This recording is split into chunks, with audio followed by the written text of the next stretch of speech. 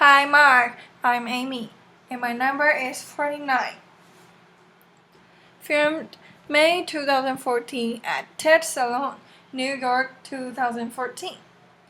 Ruth Chang, How to Make Hard Choices. Subtitles and transcripts. Select language English. Think of a hard choice you'll face in the near future. It might be between two careers, artist and accountant, or places to live, the city or the country, or even between two people to marry. You can marry Betty, or you can marry Lolita. Or it might be a choice about whether to have children, to have an ailing parent move in with you, to raise your child in a religion that your partner lives by but lives through cold, or whether to donate your life savings to charity. Chances are, the hard choice you thought of was something big, something momentous, something that matters to you. Hard choices seem to be occasions for agonizing, hand-wringing, and gnashing of teeth.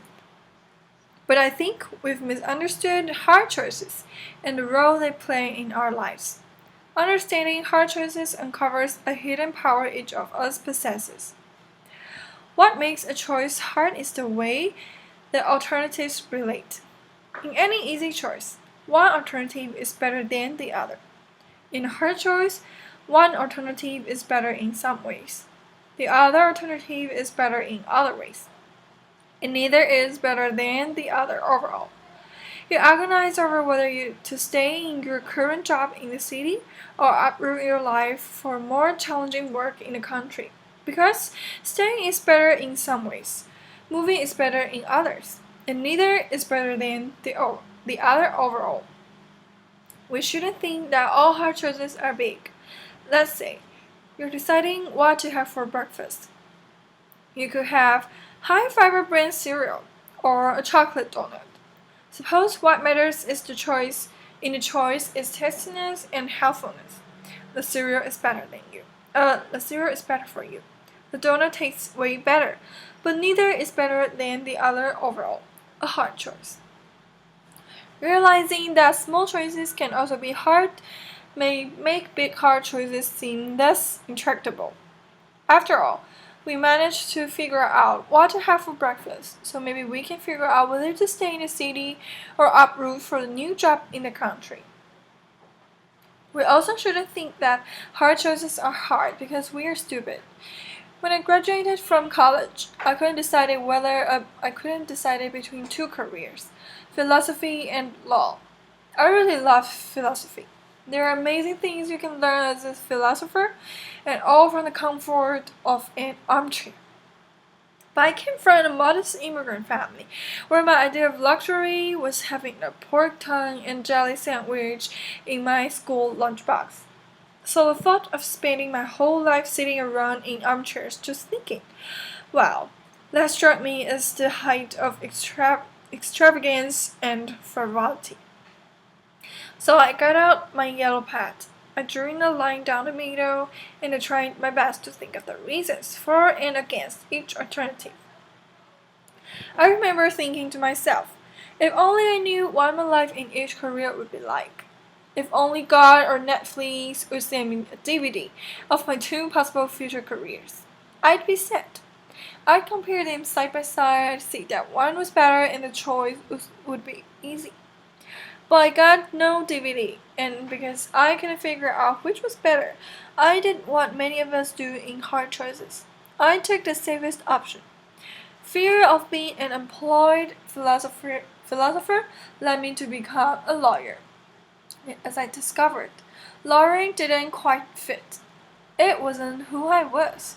So now I'm a philosopher, and I study hard choices, and I can tell you that fear of the unknown, while a common motivation to fall in deadly with hard choices, rests on misconception of them.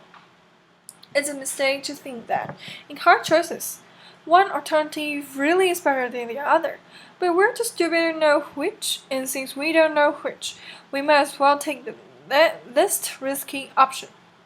Even taking two alternatives side by side with full information, a choice can still be hard. Hard choices are hard, not because of us, of our or our ignorance. They're hard because there is no best option. Now, if there's no best option, if the scales don't tip in favor of one alternative over another, then surely the alternatives must be equally good. So maybe the right thing to say in hard choices is that they're between equally good options. But that can't be right. If alternatives are equally good, you should just flip a coin between them, and it seems a mistake to think. Here's how you should decide two careers, places to live, people to marry, flip a coin.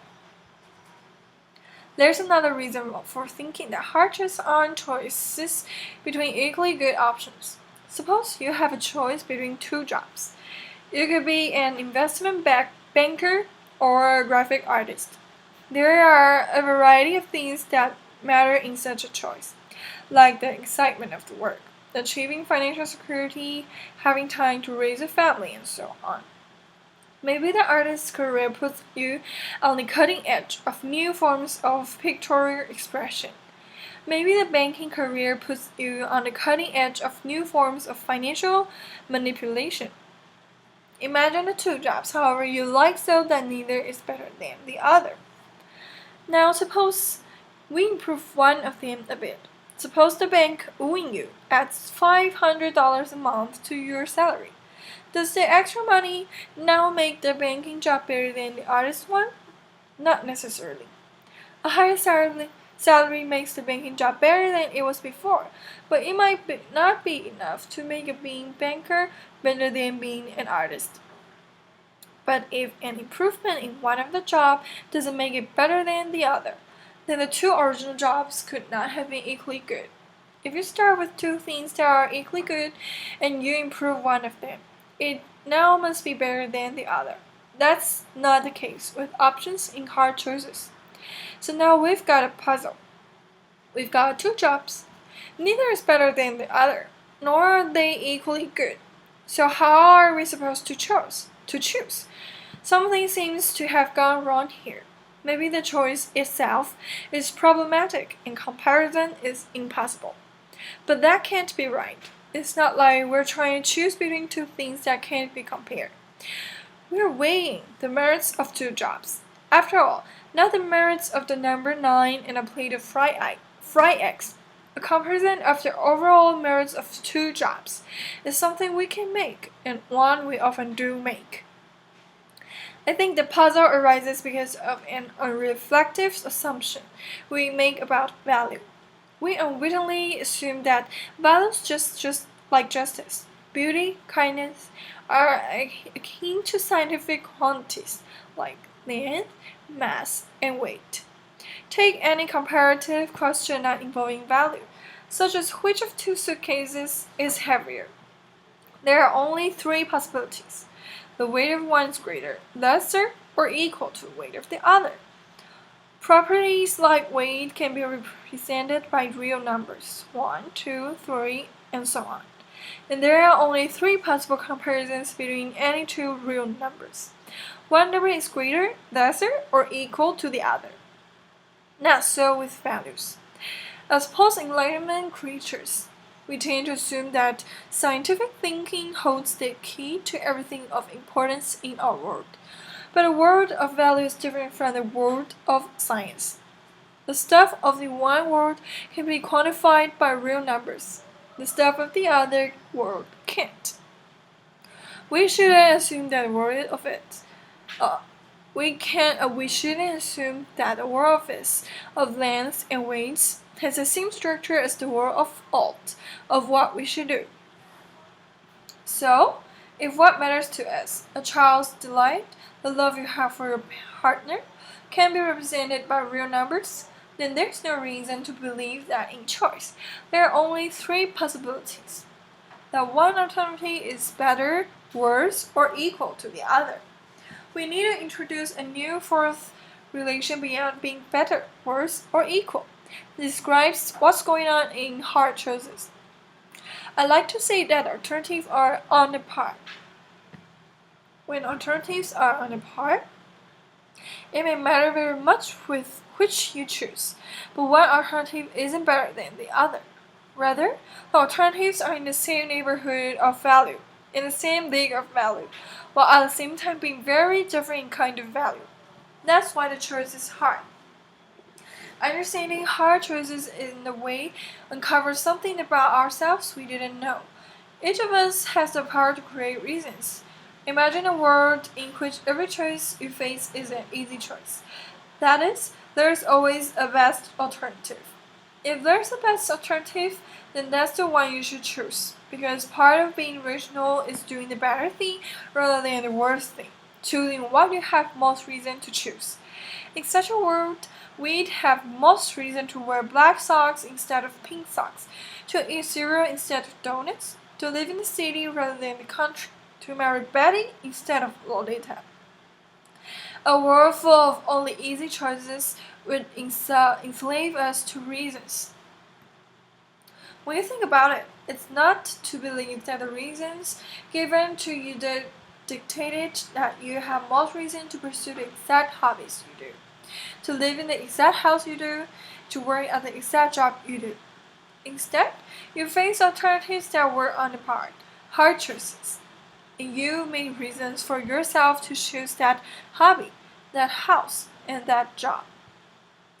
When alternatives are on a par, the reasons given to us, the ones that determine whether we're making a mistake, are silent as to what to do.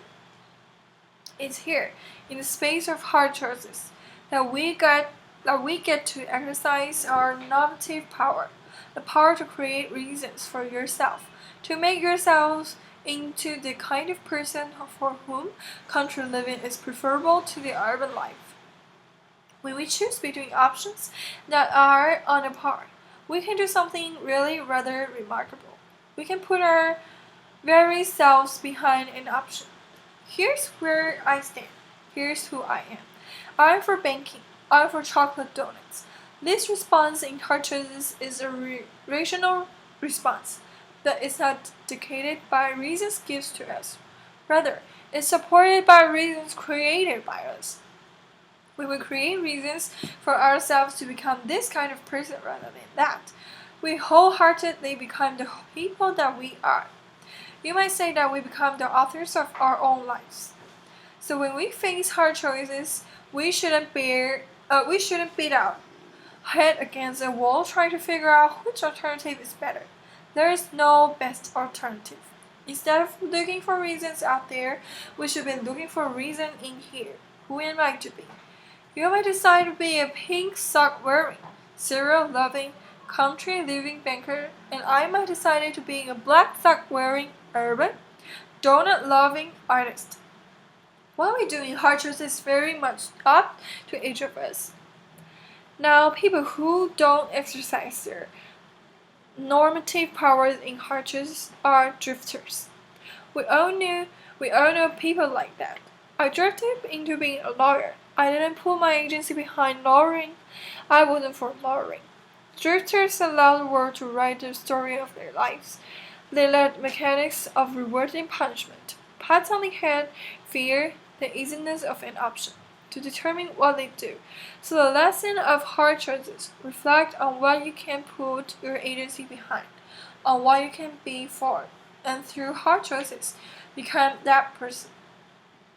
Far from being sources of agony and dread, hard choices are precious opportunities for us to celebrate what is special about the human condition, that the reasons that govern our choices are as correct or incorrect sometimes run out, and it is here, in the space of hard choices, that we have the power to create reasons for ourselves to become the distinctive people that we are.